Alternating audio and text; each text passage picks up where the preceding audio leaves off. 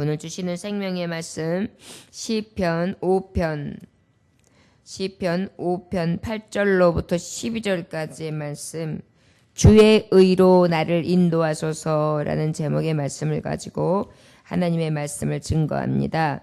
주의 의로 나를 인도하소서. 시편 5편 8절로부터 12절까지의 말씀 찾으셨으면 함께 봉독합니다. 여호와여, 나의 원수들로 말미암아 주의 의로 나를 인도하시고 주의 길을 내 목전에 곧게 하소서. 그들의 입에 신실함이 없고 그들의 심중이 심히 약하며 그들의 목구멍은 열린 무덤 같고 그들의 혀로는 아첨하나이다. 하나님이여, 그들을 정죄하사 자기 꾀에 빠지게 하시고 그 많은 허물로 말미암아 그들을 쫓아내소서. 그들이 주를 배역함이니이다. 그러나 주께 피하는 모든 사람은 다 기뻐하며 주의 보호로 말미암아 영원히 기뻐 외치고 주의 이름을 사랑하는 자들은 주를 즐거워하리이다. 여호와여, 주는 의인에게 복을 주시고 방패로함같이 은혜로 그를 호위하시리이다. 아멘. 기도하겠습니다.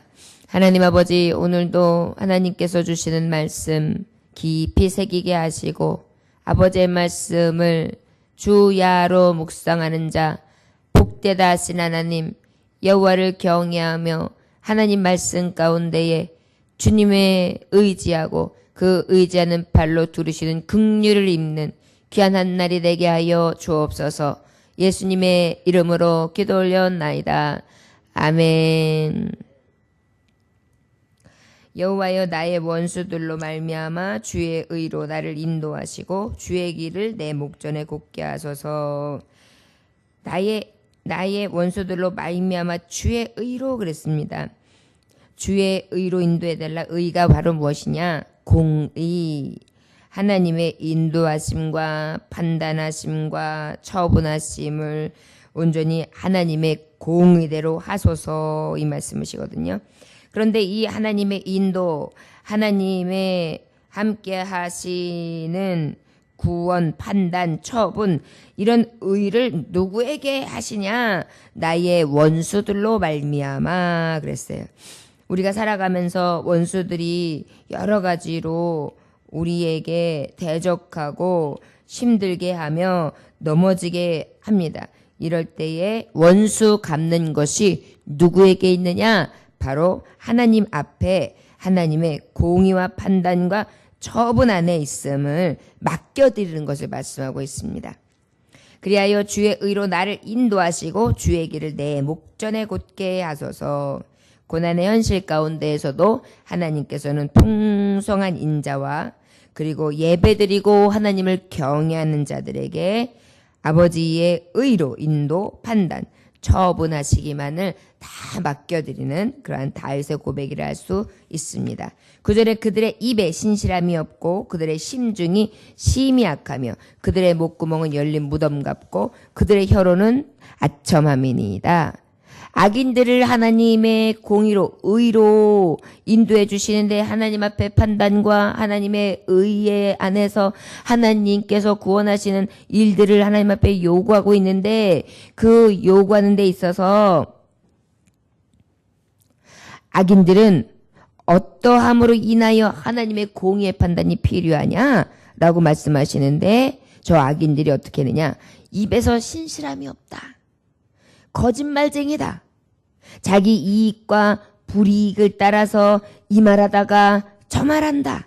그러니까 이 악인이 이 말하고 저 말하고 아첨하고 자기의 이익을 따라 이렇게 이야기하는 모든 악인들의 저 말하는 혀를 하나님께서 공의로 판단하시고 처분해달라, 이렇게 말씀하고 있습니다. 왕이다 보니까 이 왕 앞에 얼마나 아첨하는 사람, 거짓말하는 사람, 진실함이 없는 사람들이 많이 있겠어요. 그러다 보니까 이것을 보면서 그렇게만 하면 괜찮은데 또 어떻게 해요? 뒤에서 괴사를 꾀하고 악한 괴사를 행하는 자들의 모습을 볼 때 이 다윗 마음에는 내가 어찌할 것이 아니라 하나님 앞에 의의 공의의 판단과 처분을 맡긴다는 것입니다. 그러면 하나님께서 어떻게 해요? 저의 거짓말, 저의 이익으로 인해 가지고 아첨하고 그 다음에 또 괴사를 꾀하고 이러한 여러 열린 무덤 같은 게 어떤 게 그냥 입만 열면 냄새가 나겠죠. 여러분 무덤이 어떤 곳이에요? 사람의 시신을 갖다 놓은 곳인데 이스라엘 문화적으로 봤을 때의 시신을 어떻게 합니까? 이렇게 둘둘둘 말아가지고요. 이 안에 돌을 파고 돌 무덤을 만들어서 돌 무덤에 문이 있게 해가지고 갖다가 묘실에다가 안장을 하거든요. 그러니까 그 시신이 어느 정도 되면 부패돼서 엄청난 냄새가 날 거 아닙니다. 그런데 그것을 딱 열어놨으니 얼마나 냄새가 나겠어요. 그러니까 뭐예요? 열린 무덤 같고 이 얘기는 그냥 입에서 악취가 나는 그러한 말들이 심중에 있는 부패되고 썩은 말들이 막 들이대어 나오는 그런 악인들의 모습을 말씀하고 있는 것입니다. 예레미야서 17장 9절에 보면 주님이 말씀하시잖아요. 만물보다 거짓되고 심히 부패한 것이 사람의 마음이다. 그러니까 그 마음에 있는 악인들의 것이 거악한 것들이 막 뿜어져 나온다. 열린 무덤과 같다. 냄새가 나고 악취가 나다. 그것들이 어떤 것이냐? 주로 아첨하는 말, 거짓말하는 말, 자기의 이익과 자기의 생길 것을 위해서 어떻게 해요? 비유를 마치는 그러한 자들이다. 진실함이 없다. 이렇게 말씀하고 있습니다. 그럼 반대로 의인들은 어떠다는 것이죠? 진실한 말을 한다는 것입니다. 허황된 것을 처하지 아니하고 자기의 이익에 관계없이 바른 말을 하고 그 다음에 어떻게 해요? 늘 한결같은 마음으로 하나님을 경외한다라는 것을 알 수 있습니다. 그러다 보니까 이 악인들은 하나님 앞에 맡기오니 그들의 안에서 나오는 그 악취는 그 열린 무덤과 같은 혀의 괴사를 하나님께서 공의로 처분해달라고 이렇게 아버지 앞에 신원하고 있는 것입니다. 그 예수님도 우리의 속사람을 뭐라고 말씀하셨냐? 마태복음 15장 19절에 보니까 사람의 마음에서 나오는 것이 악한 생각, 살인, 간음, 음란, 도적질, 거짓 증거, 회방 이런 것들이라 그랬거든요. 그러다 보니까 이런 모든 것들이 우리 안에서는 끓고 있어요. 그러다 보니까 이 악인은 겉보기에는 아주 선량한 것 같지만 마음속에 심히 악함이 있으므로 하나님께서는 속사람을 감찰하시고 주목하시고 계시기 때문에 하나님 앞에 맡겼습니다. 하나님께서 이 모든 것을 의로 처분하시고 공의로 인도하시고 하나님께서 역사하소서 이렇게 고백하고 있는 것입니다. 바울사도도 우리 이 속사람 특히 이 악한 냄새를 버리라고 권면하고 있는데 에베소서 4장 31절에 보면 너희는 모든 악독과 노함과 분냄과 떠드는 것과 회방하는 것을 모든 악의와 함께 버리라 그랬어요. 우리 안에 이런 것들이 늘 있는 거예요. 그러다 보니까 우리 안에 이 악인 하나님 앞에 이제 공의의 심판날에 다 심판받고 벌을 받을 텐데 우리가 살아가는 날 동안도 하나님이 하시지만 가장 무서운 것은 언제예요? 주님이 나 앞에 이제 내가 이 생을 다 한 후에 하나님 앞에 심판하면서 계산할 때잖아요. 그러다 보니까 우리는 이러한 악인의 습성들 우리가 가지고 있는 이 원죄 항상 죄 가운데 자유하지 못한 이러한 모습들을 늘 버리고 하나님 앞에 의로운 자의 삶을 살아야 될 줄 믿습니다. 악인들에게는 이 혀로 아첨하는 것, 거짓말하고 남의 비유를 살살 마치고 이렇게 하는 모든 것들 이런 모습이 있지요. 이러한 것들이 우리 안에서 있지 아니하도록 늘 중생한 자 거듭난 자다운 그러한 삶을 살아야 될 줄 믿습니다. 10절에 하나님이여 그들을 정죄하사 자기 꾀에 빠지게 하시고 그 많은 허물로 말미암아 그들을 쫓아내소서 그들이 주를 배역함이니이다. 하나님 나를 의로 인도하소서. 하나님의 공의의 처분 앞에 내가 하나님 앞에 모든 것을 맡겼습니다. 악인들의 모습은 이렇습니다. 하나님이여 그들을 정죄하사 자기 꾀에 빠지게 하시고 많은 허물로 말미암아 그들을 쫓아내소서 주를 배역합니다. 사실은 이 정죄라는 게 바로 뭐냐면 유죄를 선고하는 거예요. 선언하는 거예요. 이러이러한 죄로 인하여 내가 너에게 이러한 형벌을 지금 선언하노라 빵빵빵. 이것이 바로 정죄거든요. 죄 있다. 유죄를 선고한다. 이게 정죄예요. 근데 이것을 누구를 향해 해달라고 부탁하고 있느냐면 의의 길로 인도하시되 나는 그들을 하나님 앞에 맡길 테니까 하나님이 정죄하소서. 하나님이 판단하시고 하나님께서 땅땅땅 죄 있다 선언해 주시기를 지금 기도하고 있는 것입니다. 여러분 실제 이러한 하나님이 보복하심이 얼마나 무섭습니까? 사람이 보복하는 것과 하나님이 보복하시는 것은 너무나 차원이 달라요. 사람들은 멱살이나 잡고 그래요. 또 혹시라도 정말 자기의 분풀에 못 보내가지고 있을 수 없는 살인을 저지를 수 있어요. 그런데 이것은 자기의 범죄로 인하여 심판에 이른 것뿐만 아니라 또 어떤 일을 당하게 되는 것입니까? 결과적으로 저도 심판을 면치 못하는데 저 악한 불심판을 당하게 될 것이고 또 죄에 대해서 회개치도 못하고 그 죽음을 당한 사람마저도 같은 형벌을 받겠죠. 이게 사람들이 갚아주는 형벌의 값이에요.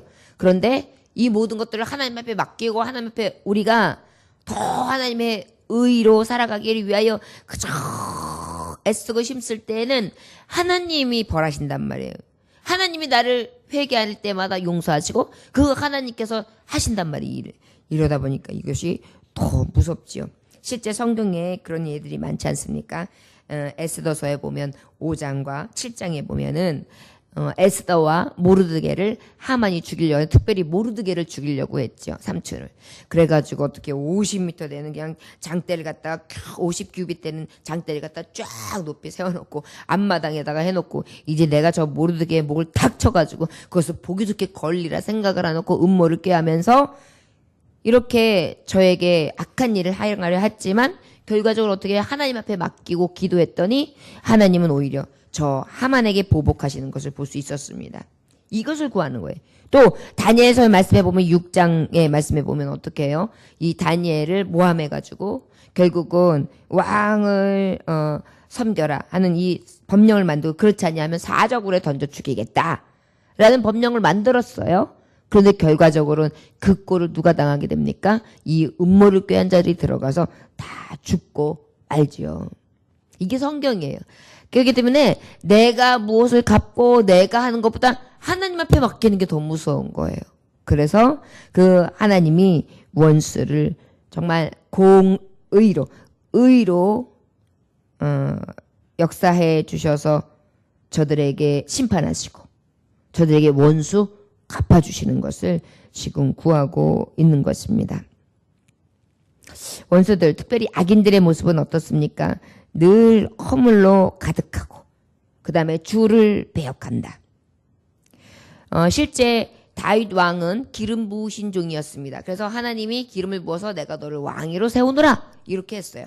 그런데 어떻게 했어요? 압살롬이나 그 외에 대적하고 배역하는 자들은 하나님의 기름 부음이 있지 아니함에도 불구하고 이 다윗에게 어떻게 했습니까? 대적하며 그 왕권을 노렸죠. 이것 자체가 실제 보기에는 하나님하고 무관한 것 같고 다윗과의 관계인 것 같지만 하나님은 항상 하나님이 역사하시고 세우신 자에 대해서 지금처럼 이렇게 어떻게 해요? 많은 허물로 저들에게 배역하는 일들을 허락지 아니하시는 거예요. 결국은 그런 것에 대해서 하나님께서는 나를 대적하는 것이다 이렇게 보셨거든요. 모세의 사건도 그렇고 여러 가지로 봤을 때 고라의 자손 하물며 또 미리암 그들의 대적하는 모든 것들을 하나님께서는 가만히 두시지 아니하시고 어떻게 하셨습니까? 하나님이 직접 갚아주셨거든요. 이것이 우리가 하나님의 공의를 구하는 성도들의 모습입니다. 우리도 하나님 앞에 내가 어찌하려고 하는 것이 아니라 그저 아버지 앞에 기도하고 하나님 제 안에 있는 이 악한 것은 하나님 다 멸하시고 내가 그것을 하나님 앞에 구하오니 용서하소서. 그리고 또 어떻게 해요? 나에게 설령 대적하고 배역하고 모함하고 거짓으로 꾀하고 악한 일을 꾀하는 많은 무리들이 있고 어둠의 세력이 내게 엄습하여 덮친다 할지라도 내가 하나님 앞에 구하오니 하나님의 의로 하나님이 처분하시고 하나님이 판단하시사 정죄해달라고 맡기는 것입니다. 성경에는 수많은 이런 일들이 있는데 결과적으로는 하나님이 어떻게 하십니까? 의인은 높이시고 악인은 하나님이 내리뜨리시며 하나님이 원수의 상에서 하나님께 의인을 상으로 주시고 그 안에서 상을 베풀어 주시는 수많은 사건들을 우리를 볼 수 있습니다. 11절 12절의 말씀해 보니까 그러나 주께 피하는 모든 사람은 다 기뻐하며 주의 보호로 말미암아 영원히 기뻐 외치고 주의 이름을 사랑하는 자들은 주를 즐거워하리이다. 여호와여 주는 의인에게 복을 주시고 방패로함 같이 은혜로 그를 호위하시리이다는 피 흘리기를 호위하시리이다. 피 흘리기를 즐기고 속이는 자를 싫어하신다라고 지금 이렇게 표현하고 있습니다. 정말 우리 다윗의 모습을 보면서 우리의 성도의 현주소를 보기는 성도들은 정말 그래야 될 것 같아요. 오직 하나님의 의지에 맡겨드리는 거예요. 하나님만 의지하는 거예요. 그리고 우리는 어떻게 되느냐? 주께 피해야 되는 거예요. 그래서 주님의 그 피하는 저소 안에 그늘에 피하고 주님 앞에 호소하고 주님 앞에 구하고 주님만 의지하고 주님만 바라면서 살아가는데 그런 모든 사람은 어떻게 되느냐? 다 기뻐하며 그랬어요. 저와 여러분, 성도의 기쁨은 언제 오느냐? 하나님께 피할 때예요. 하나님을 의지할 때 참 기쁨이 옵니다. 주의 보호로 말미암아 영원히 기뻐 외치고 성도는 언제 기쁘냐? 하나님의 보호하심을 몸으로 확 체험하고 하나님이 나를 보호하시고 하나님이 나를 지키신다는 것을 내 안에서 느낄 때 가장 기쁩니다. 주의 이름을 사랑하는 자들은 주를 즐거워하나니 하나님의 이름을 의지하고 주님을 막 선포하면서 그 이름을 막 부르고 있으면 어때요? 내 안에 나도 모르는 즐거움이 찾아와요. 악인의 심판도 주께 맡겨요. 피하는 것도 하나님께 피해요. 하나님만 의지해요. 하나님 내 마음도 아시지요. 내 생각도 아시죠. 내 처지도 아시죠. 그리고 아버지 앞에 딱 있으면서 어떻게 해요? 하나님 앞에 피하면 기쁘게 되고 하나님의 보호를 받으면 또 더 기뻐지고 그 이름을 사랑하면서 나가면 그저 즐거움이 더해지는 것입니다. 그 이름의 능력이 얼마나 있습니까? 그는 창조자요. 그는 섭리자요. 그는 전능자요. 그는 못하실 것이 없으시며 그는 나의 참 아버지 되시고 나의 구원이 되시고 구원의 뿔이 되시며 내가 참 의지할 피난처가 되시는데 그 이름을 생각하고 나아갈 때 얼마나 즐겁습니까?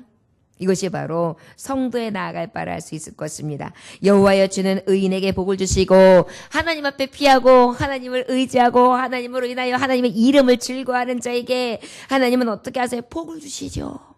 성도에게 있어서 가장 복된 것은 하나님을 만나고 하나님을 의지하고 하나님을 부를 수 있는 것이 가장 복이고요. 그 다음에 이것으로 인하여 기쁨이 충만한 게 복이고요. 이 기쁨으로 말미암아 내가 살아갈 용기를 얻고 또 하나님과 함께 날마다 걸어가는 그 발자취가 행복한 것입니다. 여호와의 주는 의인에게 복을 주시고 방패로함 같이 은혜로 그를 호위하시리이다. 이제 하나님 앞에 기쁨이 찾아오는 거예요. 하나님 앞에 다 맡기고 주께 피하겠습니다. 의의 길로 인도하소서. 그러고 나니까 어때요? 기쁨이 찾아와요. 평안이 찾아와요. 즐거움이 찾아와요. 그리고 아버지 앞에 내게 주시는 이 복이 너무 크고 또 하나님이 내가 딱 방패로한 같이 그렇게해서 하나님이 주시고 호의를 해주시는 거예요. 호의가 뭐예요? 보호해 주시는데 딱 둘러 진치시는 거예요. 천군 천사로. 여러분 우리 성도의 기쁨과 즐거움이 어디서 오느냐면 겁 없어요. 겁이 없는 거예요. 창검이 두렵지 않네.